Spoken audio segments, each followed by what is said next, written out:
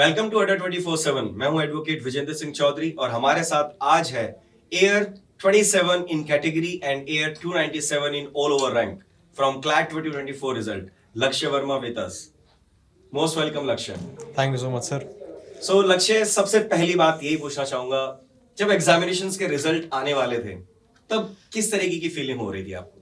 Sir इसके पीछे बहुत इंटरेस्टिंग स्टोरी है। अब क्या, मेरे पास कोटा था, तो जब रिजल्ट आने वाले थे तो मैं कह रहा था, मेरा अच्छा गया था, इनफैक्ट बहुत अच्छा एग्ज़ाम गया था। तो मैं बाहर आया, जहाँ से पेपर दिया था उस एग्ज़ाम सेंटर के बाहर आया, पापा से कहा हुआ एनालिस्ट हो रहा है। उसके बाद रिजल्ट पास आता गया। मैंने कहा भगवान जी जनरल में से सीट मिल जाए, एनालिस्ट की मिल जाए। थोड़ा दिन और पास आए, मैंने कहा भगवान जी जनरल में से नहीं, कोटा में से मिल जाए एनालिस्ट की सीट। और दिन पास आने लगे, भगवान जी एनएलयू दिलवा दो कोई सा भी। तो हाँ, ऑफ कोर्स एंग्जाइटी थी, बट जैसी रिजल्ट का दिन था, रिजल्ट भी बहुत देर बाद आया, बट जब आया तो सब खुश थे घर में। तो वो एक एंग्जाइटी ज़रूर थी। हाँ। Okay, so why law? मतलब आपने लॉ ही क्यों चुना, बाकी और किसी प्रोफेशन को क्यों नहीं चुना? सर तो अभी मैं 12th में हूँ और मेरे पास स्ट्रीम बायोलॉजी है। Okay. तो 11th में मैं पूरा अपना नीट के ऊपर ही फोकस कर रहा था, नीट की प्रिपरेशन कर रहा था। But I was also doing MUN simultaneously. MUN मतलब मॉडल यूनाइटेड नेशंस। ये बेसिकली मूट कोर्ट जैसे ही होते हैं, बट यहाँ पर आपको एडवोकेट की जगह एक पॉलिटिशियन को रिप्रेजेंट करना पड़ता है। Okay. तो उसमें मैं करंट अफेयर्स के बारे में पढ़ता था कि जैसे कि CANRC पे डिबेट हो गया, सही है गलत है, यूसीसी पे डिबेट हो गया, सही है गलत है। उसमें कभी जैसे कि मैरिटल रेप पे डिस्कशन हो गया, तो उसमें मैं देखता था कि बहुत सारे लूप होल्स हैं हमारी, क्या कहते हैं, लॉज में। अब मैं देखता था कि अगर लूप होल्स है तो ये नेता लोग सही क्यों नहीं कर रहे हैं, इनको क्या पता नहीं है, अगर इनको पता है तो क्यों, तो भी सही क्यों नहीं कर रहे हैं। तो इसके पीछे एक बहुत बड़ी, मतलब हमें बस एक छोटी पिक्चर दिखती है, हालांकि बहुत बड़ी पिक्चर होती है। तो फिर मेरे को इसमें से लॉ में इंटरेस्ट आया कि हाँ भाई, कि कुछ है, इसको करके वकील भी बन सकते हैं। Okay, so I would say कि आप लॉ एक प्रॉपर R&D के साथ में जा रहे हैं कि मुझे लॉ क्यों करना है। बिल्कुल बिल्कुल। Okay, so during your preparations कई बार ऐसा भी टाइम आया होगा, you might have felt like कि यार शायद होगा या नहीं होगा। So at that time how did you motivate yourself? Sir सबसे पहला इसमें है कि fake it until you make it. मेरा ये हमेशा से नियम रहा है। मैं जिस स्टडी टेबल पे पढ़ता था उसके आगे मैंने 2 चित्र लगा रखे थे, एक एनालिस्ट बैंगलोर का और एक सुप्रीम कोर्ट का।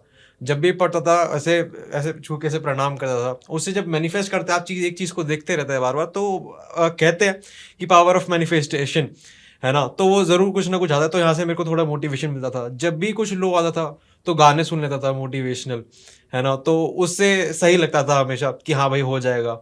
और हमेशा अपने अंदर बिलीफ रखना होता है, बस यही की है। इस बार का पेपर मैं कहूँगा कि प्रिपरेशन वाइज ज़्यादा उसका वो नहीं था, पर वो इजी हो, इस बार का पेपर थोड़ा इजियर साइड पे था। मैं कहूँगा कि इजी होके भी आज तक का सबसे टफेस्ट पेपर होगा, क्योंकि यहाँ पर आपका मेनली प्रेशर बहुत ज़्यादा था बच्चों पे, बहुत ज़्यादा। कट ऑफ इतनी हाई जाइए, इतने आज तक मेरे मॉक्स में स्कोर नहीं आते जितने मेरे इसमें स्कोर आए हैं। बिल्कुल। सो एज लक्ष्य ऑल्सो सेड कि अब की बार का पेपर बहुत इजी था। देखिए, जब पेपर इजी होता है तो आपकी कट ऑफ भी हाई जाती है, और जब कट ऑफ हाई जाती है तो प्रेशर और बढ़ता है।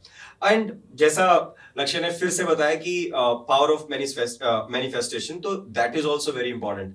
क्या होता है कि जब आप किसी चीज के बारे में रेगुलरली आप खुद को मोटिवेट करते हो कि मुझे यहाँ पहुंचना है, मुझे करना है, when you actually have your dream, तो उसकी तरफ आपकी पूरी वो कायनात भी आपके साथ जुड़ जाती है, वो फिल्मों के डायलॉग की तरफ। सही बात तो है। ऐसा होता भी है, और जेन्युइनली ही has made it. So I would like to know कि अगर जो अपकमिंग स्टूडेंट्स हैं जो कि लॉ की तैयारी कर रहे हैं, क्लैट की तैयारी कर रहे हैं, so what is your basic message कि how they can inculcate that habit of preparation for CLAT with their schoolings? तो स्कूल तो रेगुलरली, जैसे मैं अपना एक्सपीरियंस बताता हूँ। जैसे मैंने स्कूल अभी शुरू में एकदम रेगुलर रखा था, स्कूल और क्लैट साथ में चलते थे। जब क्लैट पास आते जाए तो आप स्कूल से एक बार प्रिंसिपल वगैरह की परमिशन लेके उसको छोड़ भी सकते हैं। बट अगर आप कंसिस्टेंट रहेंगे अपनी प्रिपरेशन में तो उसमें आपको कोई दिक्कत होनी नहीं चाहिए एज सच, क्योंकि कंसिस्टेंसी इज द की। ये बहुत ही ज़्यादा बोला गया है, बट सच भी यही है। बिल्कुल परफेक्ट है ये बात। So what do you think A student appearing with 12th should start preparations for CLAT, or a student who is in right now in 11th, he should start his preparation for CLAT? Sir एक कहावत है कि 2 चिड़िया थी जो जल्दी उठती थी, वो उसको सारे कीड़े मिल जाते थे। जो बाद में उठती थी तो उसको नहीं मिल पाते थे, खाना नहीं मिल पाता था। तो मतलब कि जितना आप जल्दी प्रिपरेशन शुरू करो उतना ज़्यादा आपको प्रैक्टिस का समय मिलेगा। जितना प्रैक्टिस का समय रहेगा उतनी आप एडवर्स सिचुएशन के लिए प्रिपेयर रहोगे अपने साथ। बिल्कुल। सो वेरी राइटली सेड कि आप जितना अर्ली बर्ड रहेंगे आपके लिए उतना ही बड़ा एडवांटेज होगा। क्यों? क्योंकि main key to CLAT is reading reading reading and practising.